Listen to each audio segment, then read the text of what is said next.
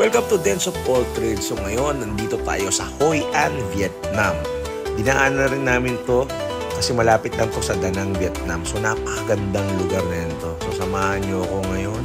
Stroll natin ang Hoi An, Vietnam.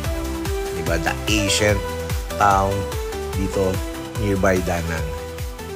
So tara, samahan nyo ako. So let's start. Kain muna tayo. Little Flower pagdating namin dito para may lakas tayo sa paggala. Little Flower Restaurant. Sa bahay lang to na nilagyan ng kainan. So tikman natin yung mga masarap na pagkain. Yan yung fried wonton. Nasarapan ng asawa ko dyan. At yung white rose dumpling. Meron din dito kami in-order na spring rolls yung fried. At ito beef loklak. Specialty ng Vietnam. Ayan, nasarapan ako dyan. Yan yung chicken clay pot. Tapos, pork pepper in clay pot. So, kain tayo. Ayan. So, first time nila makakain yung mga pagkain na yan. At masarap. After kumain, first stop activity natin ngayon dito sa Green Coconut Village. Simulan natin ang boat ride dito sa Coconut Boat. Diba? So, ayan. Dito kami ngayon sa Coconut River. Diba? River boat. Boat ano kami? Coconut Boat River pala.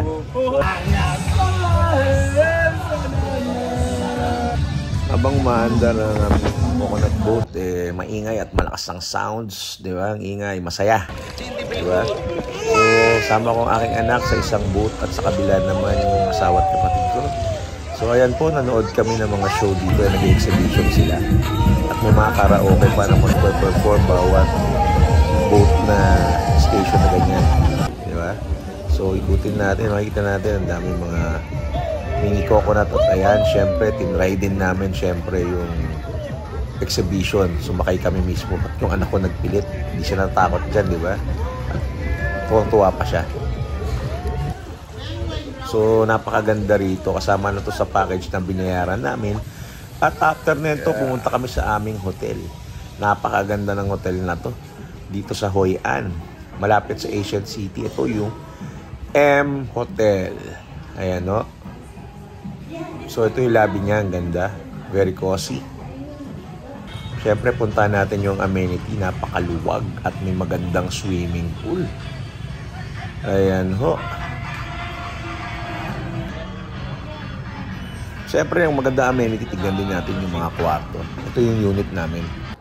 Ito yung kwarto namin dito. Ganda ng hotel dito sa M Hotel sa Hoi An. Here.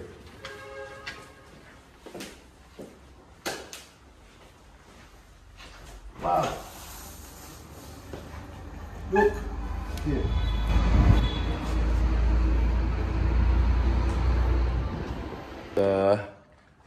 I trust you.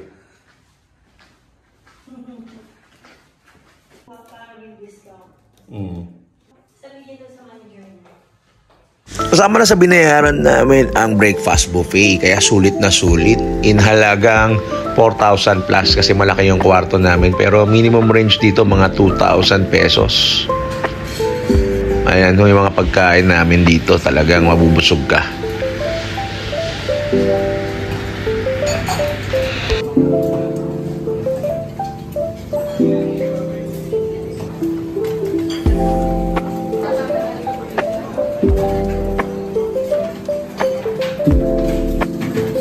Napansin namin dito sa Hoi An, bawat kanto ay mayroong mga tindahan ng mga fabric na mga pangcoat at silk na mga tela, lalo sa lalaki at babae.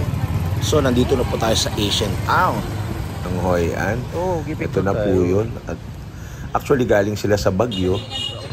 Kaya nagre-recover pa sila kaya maraming sarado. So, pinasyalan namin yung mga gandang view dito na spot na pang picture taking. Ayan, pati yung mga templo. Ang dami din dito. Kasi Buddhist ang religion dito sa Vietnam. Ayan, daming tao, turista, halos. Mas marami ako nakikita mga puti dito. At mga Chinese, halo-halo. Lahat ng klaseng foreigner nandito. Iba-ibang bansa, all-star. Ayan po. Makikita nyo yung mga team ng bahay dito, yung mga kulay dilaw. So, nandito tayo ngayon sa Japanese bridge. Ayan. Ang ganda ng mga view dito sa mag-picture. Kung galing tayo ng Banda Hills nakaraan, parang European, ito talaga Asian town tradition yung concept. At ang daming mga tindahan ng mga souvenir. Kaya po yung mga itsura ng bahay dito. Ganyan, no? Diba? Yung kulay dilaw. At ang daming tindahan, stall na bilihan ng souvenir. Ito, puro Pilipino nandito. Halos. Ano mga kaibigan, so akala ko walang Lantern Festival ngayon kasi nga nagbagyo dito sa Hoi An, nagkaroon ng baha. Pero gulat kami, meron. So may experience natin to. Akala ko hindi ko maging happy kasi ito yung pinakapinunta namin dito sa Hoi An, Ancient City. Tara.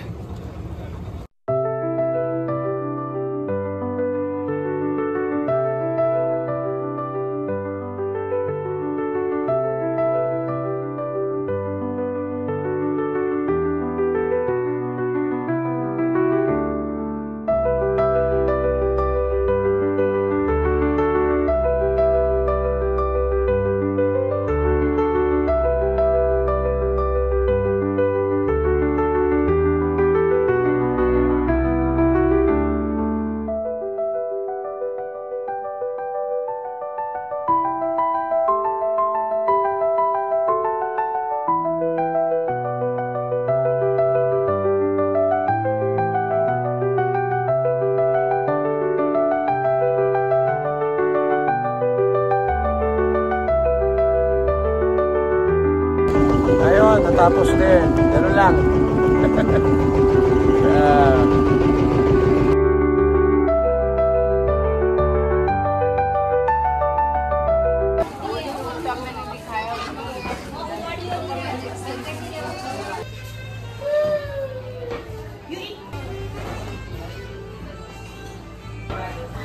Ano mga kaibigan, ngayon dito tayo sa Hoi An.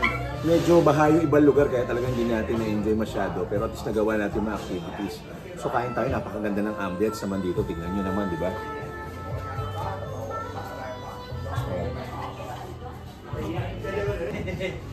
Oh yeah. Kain tayo na kaulaw.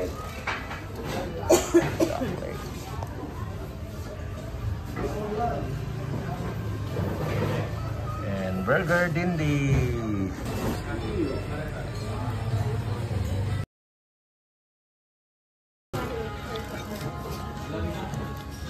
Tikman natin yung duck leg. Sarap ah. To try. Kaiba lasa para sa adobong medyo may kakaibang aroma. Kunti lang to. Tignan mo to. Ito naman yung parang pork na may tamarind sauce. Tikman natin. Beef pala. Beef in tamarind sauce.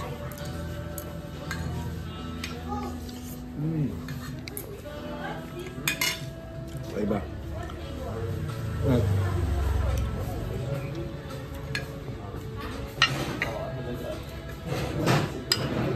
Lipat fish. Kaya mo sauce nyo. Kaya mo sauce nyo. Nakaiba, no? Diba?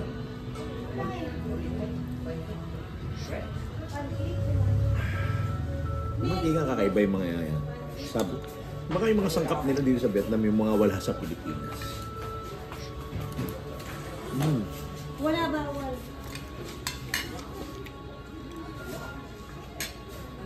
So, kain tayo ngayon ng kaulaw. Ngayon. Kaya nila. Yan. So, ito mini-mix to. Para close up mo dito. Special. Special nila to dito eh. Tikman nito.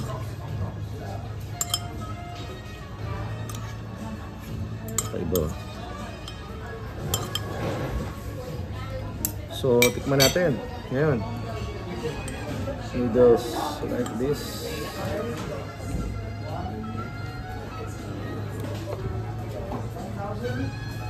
Medyo hirap punin eh. Kain tayo. Sarap. Okay. Siyempre tayo maglakad-lakad at siyempre nandito na tayo sa Hoi An. Tignan natin kung meron din ba ditong mga speakeasy bar. Maraming bar dito pero ito yung nakita namin. Napakaganda. Gothic speakeasy bar team. di ba? Parang nasa haunted house. Pero ang ganda ng ambience for picture taking. Most ng mga specialty nila dito is cocktails. So napakaganda ng ambience. Tignan mo naman, di ba? Dark theme, gothic vintage style. Parang yung Swinitad Manila sa Makati, yung bar ng boss ko. Di ba? So, ayan, tingnan natin. Ayan yung in-order namin. Mojito at saka isang, di ko na malaman yung pangalan. Nag-enjoy kami dito. Ang ganda at picture-picture na rin. So, nakita nyo maganda ng Hoi An. Kung mapupuntahan nyo to, talaga mag-enjoy kayo. Ako magsasabi, sabay nyo na to sa danang trip nyo. Pati yung Hu City. So, please like and subscribe my channel, Dance of All Trades. At marami pa tayong travel na pupuntahan. Thank you for watching.